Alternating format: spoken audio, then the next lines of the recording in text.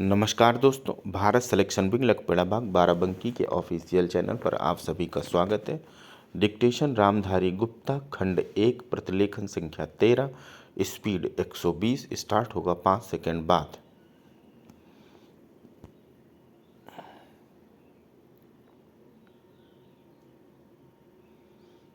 महोदय, यह भी विचार किया गया कि जो व्यक्ति समाज में काम करता है, चाहे आविष्कार का काम करे चाहे कोई दूसरा काम करे, उसको उस काम में तब तक सफलता नहीं मिल सकती जब तक कि समाज का सहयोग या समाज ने जो परिश्रम किया है या कुछ आविष्कार किया है उसका उपयोग उसको प्राप्त ना हो, उसका उपयोग वह न कर सके। इसलिए जब भी कोई व्यक्ति किसी वस्तु का आविष्कार करता है तो आविष्कार करने में न केवल उसका अपना परिश्रम रहता है, लेकिन साथ ही साथ समाज ने जो काम किया होता है, चाहे विज्ञान के क्षेत्र में या प्रौद्योगिकी के क्षेत्र में या किसी अन्य क्षेत्र में, उस सब से भी वह लाभान्वित होता है। इसलिए जब हम किसी आविष्कार के किसी आविष्कारक के अधिकार की रक्षा करना चाहते हैं तो उसके साथ साथ यह भी विचार हमारे दिमाग में आता है कि व्यक्ति ने समाज की सहायता से आविष्कार किया है, उस समाज को भी उसका फल अधिक से अधिक मिलना चाहिए।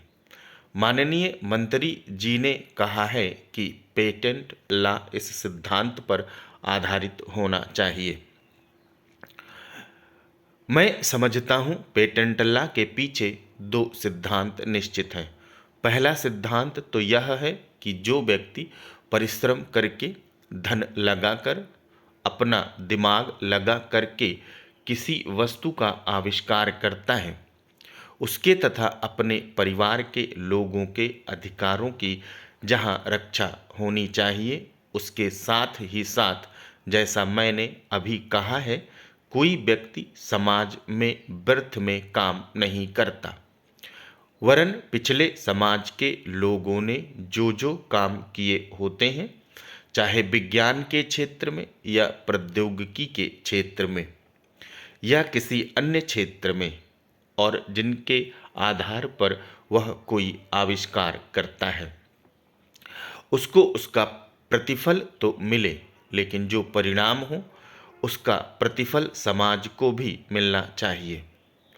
मंत्री महोदय ने कहा है कि जो यह सिद्धांत है वह भी एक विधेयक के पीछे स्थापित किया गया है और इस बात का ध्यान रखा गया है कि जहां हम किसी व्यक्ति के आविष्कार के जो अधिकार हैं, चाहे धन के उपार्जन का अधिकार हो या प्रतिष्ठा प्राप्त करने का अधिकार हो, उसे प्रतिष्ठा का और चाहे धन का, दोनों का लाभ व्यक्ति विशेष को भी मिले। महोदय, देश में जो उद्योग धंधा चल रहा है या देश की उन्नति करने का, देश में समृद्धि लाने का जो वैज्ञानिक या प्रौद्योगिकीय आविष्कार रहा है, उसमें भी उसका प्रयोग पूरा पूरा हो। यदि ऐसा हो तभी मैं समझता हूँ कि हमारी पेटेंट प्रणाली सफल सिद्ध हो सकती है। यह प्रश्न उठ सकता है कि जिस सीमा तक व्यक्ति के अधिकार की रक्षा की जाए और किस सीमा तक उसके अधिकार का हनन किया जाए ताकि समाज का अधिक से अधिक लाभ हो, समाज उसका अधिक से अधिक उपयोग कर सके। एक दृष्टिकोण के जो इसके पीछे हैं, हमें इस बात का अभिमान है कि हम 101 करोड़ हैं। हमारी कई जातियाँ, कई धर्म, कई भाषाएं और कई प्रकार के रीति रिवाज हैं। इस विविधता से हमें लाभ उठाना चाहिए, किंतु आज भेदभाव का भूत हमारे सिर पर चढ़ रहा है। भारत को स्वतंत्रता मिली है, इसका अर्थ यह होना चाहिए कि गरीबों की सेवा के लिए आज तक हमें जो सुविधाएं उपलब्ध नहीं थी, वे मिली हैं। जिस प्रकार भरत ने अयोध्या के राज्य को राम का समझकर सेवक वृत्ति से राज्य का काम संभाला था, उसी प्रकार हमें समझना चाहिए कि राज्य गरीब जनता का है और उसके नाम पर उसके संरक्षक बनकर हमें उसको चलाना है। अब गरीब को ऐसा अनुभव होना चाहिए कि हर एक उसकी सेवा में लग रहा है। सूर्य के उदय होने पर धनी गरीब सबके घरों में प्रकाश पहुंचता है। ठीक उसी प्रकार स्वराज का लाभ सबको एक समान मिलना चाहिए। इसका सुख धनी निर्जन सबको मिलना चाहिए। जनता को हमने वचन दिया था कि स्वराज मिलने पर हम आपके दुख को दूर करेंगे। अब वह समय आ गया है जबकि हमें अपने दिए हुए वचन का सार्थक करना है। इतने बड़े देश में विचार भेद होना स्वाभाविक है। देखना यह है कि हम लोगों के विचारों में कुछ समान अंश भी है या नहीं। यदि है तो कार्यक्रम बनाइए। इस कार्यक्रम करने से हमारे भेदभाव कम होंगे और एक दिन मिट जाएंगे और अच्छी बातों को अपने आप हृदय उदय होने लगेगा।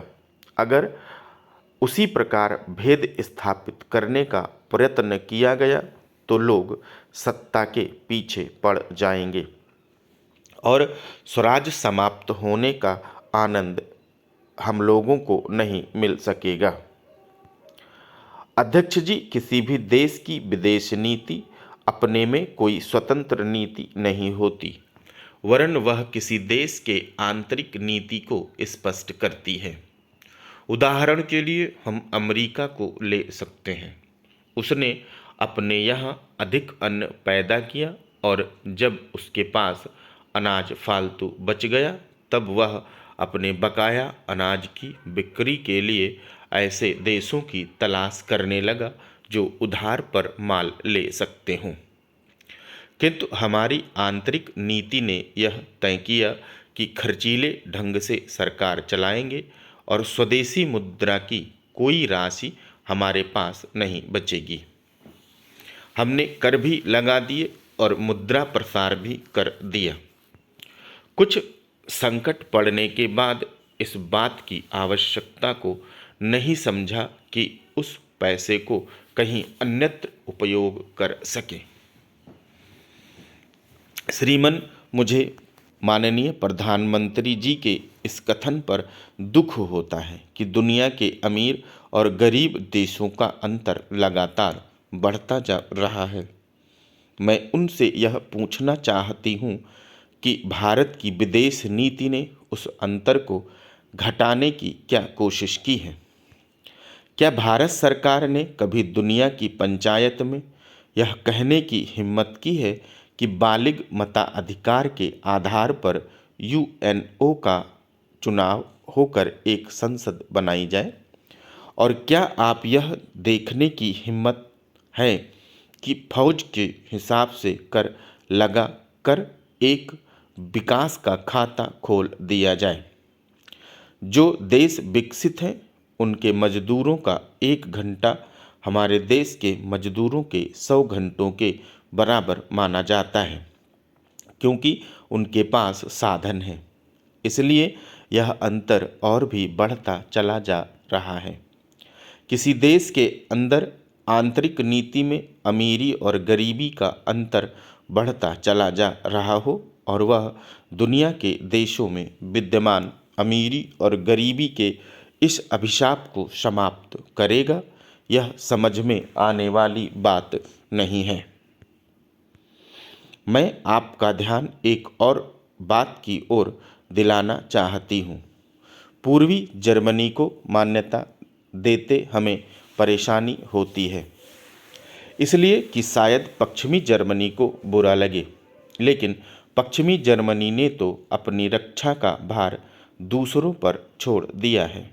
उसने अपनी पूरी शक्ति इस बात पर लगा दी है कि अधिक से अधिक उत्पादन किया जाए। आपने जो समय दिया उसके लिए मैं आभार प्रदर्शन करता हूँ और आपका धन्यवाद करता हूँ।